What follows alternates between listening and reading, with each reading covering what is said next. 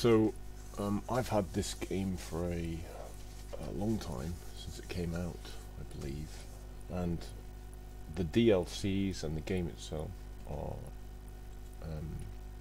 basically very good value on Steam if you like racing games.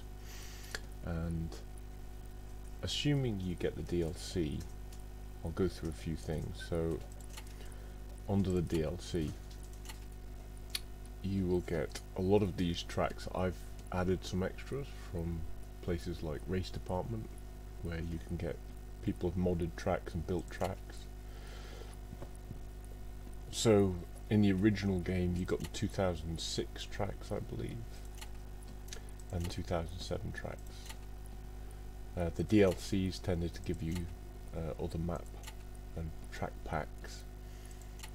As I say, I've added my own add-ons, so there's no lacking in content for the game if you did spend a few quid on it.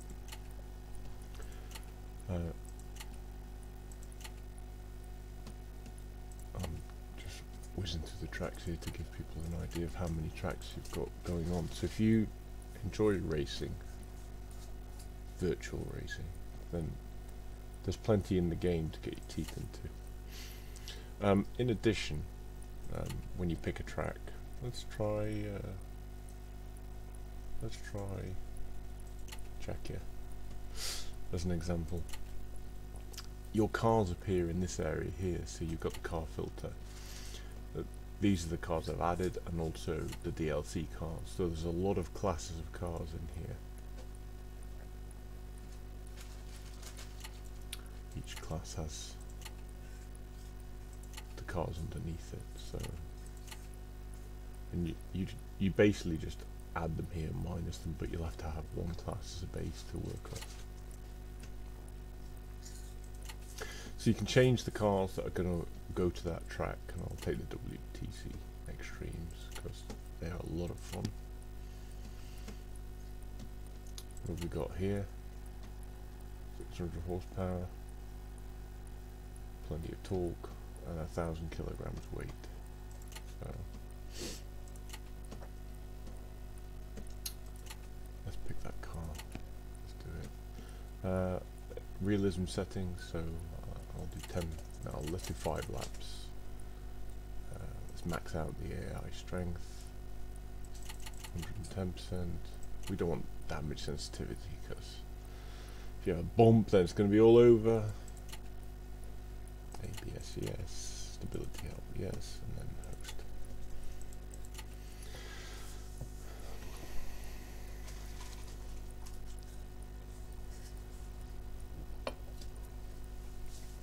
I'm going to go over some car handling here, just to...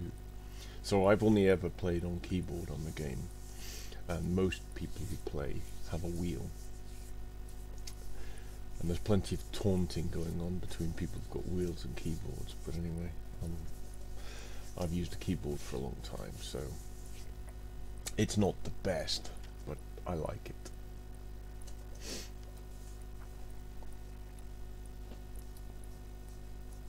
Now in a moment, when this is finished loading up the track and the cars, I'm going to go over some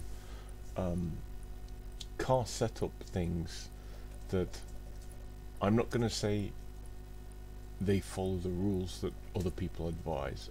This is just from my experience and my suggestion for anyone who's on a keyboard for car setup. So principally, there are a few areas. There's a lot of tweaking you can do, but there's only a few areas that you normally have to do to set your car up. The front splitter, if it allows you to change, gives you more downforce, and I tend to prefer good turn-in and decent grip from the front, and a little bit loose on the rear. So I go for strong downforce on the front, and I'd like decent grip, so I will soften the suspension somewhat. The camber can be amended. You'll get more grip but less tire life depending on if you bump this, so it's something to be aware of, that there's always a balance. On the rear, with this car, some cars don't let you change the aero package, but on this car is a WTCC Extreme car, so obviously if I lower this, then the back gets a little squirrely because it's a powerful car. I'll just even the stuff up here, and then you have your other settings here, and there's one that is particular for keyboard drivers, which is the steering lock.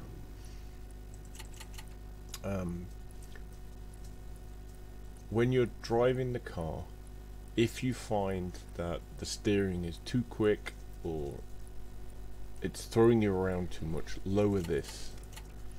And what you want is to lower it to the point where you can get around every corner on the track at racing speed, but not turning in too hard to the center of the corner in a way that it pulls you in to the middle of the corner, and then your exit on every corner is screwed up because it's turning you in too quickly. So if you lower the degree angle on the steering lock, it slows the steering down, and on a keyboard this gives you some predictability on that. There are some other settings. Let me just bring my gearbox down because I believe that this track needs a bit less. We'll see whether I get that right. I don't need 14 laps of fuel. Let me just check the session info. 5 laps. Okay. Fuel.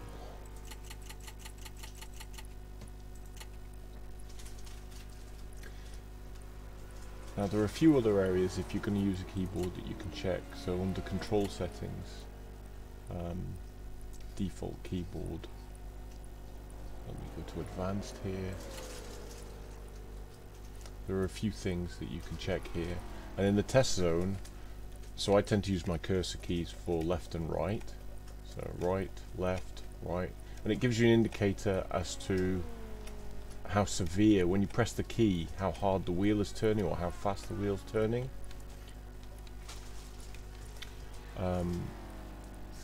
So the sensitivity here, if I turn it up, okay, it's telling me I need to create a custom profile, which is fine. I'm not going to do that, but it is tweakable. You can amend that. So in terms of steering, you can speed it up or slow it down with amending this area, and I would say you play around with that.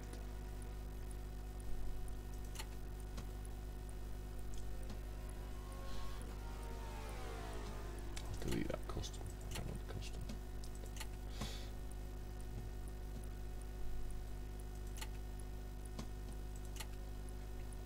Okay, so there's a few other areas as well. Realism settings, so you can set a few things here, and I think there's a UI setting in there for heads-up display, so you can choose various items here.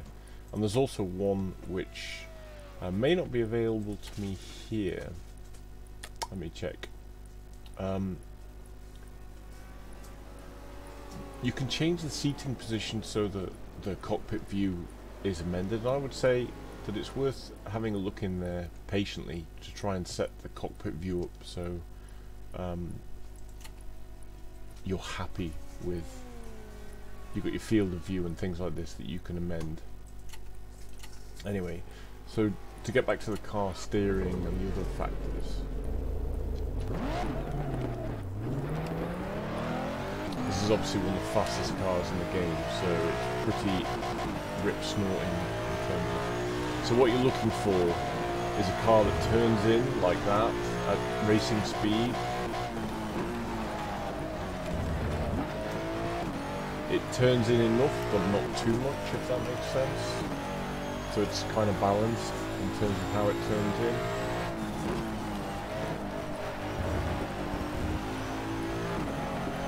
And at full lock, it shouldn't be spitting you off the track. So you need an oops, hit the inside of the curb there.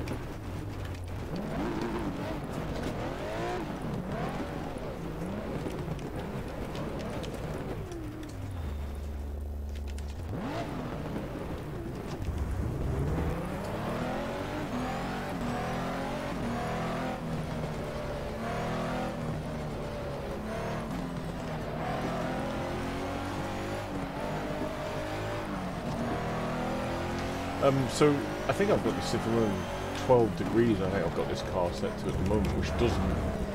If you say 12 degrees, you might think, well, that's not enough. For many of the cars, 12 degrees is enough. It depends a little bit.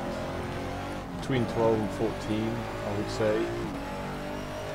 But just to try and show the difference, if I go back to the pits here and I change this to, let's say 20 degrees,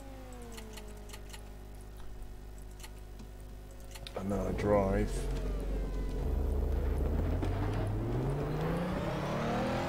already turning the wheel throws the car much more throws the car much more into the turn. So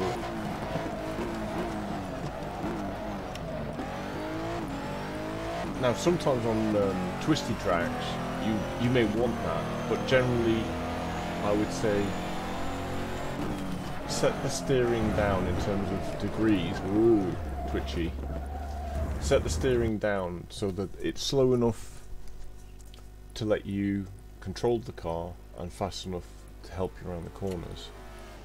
If I push this up some more, let's go 30 degrees if it'll let me. Okay, just to show.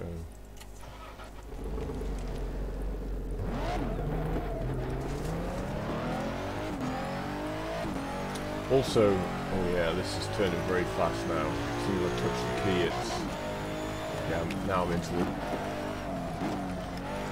oops, whoa.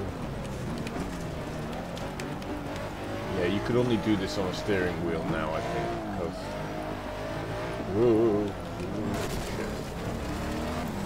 Any touch of the key now, it's too sensitive. The car is thrown by the fact that it's 30 degrees.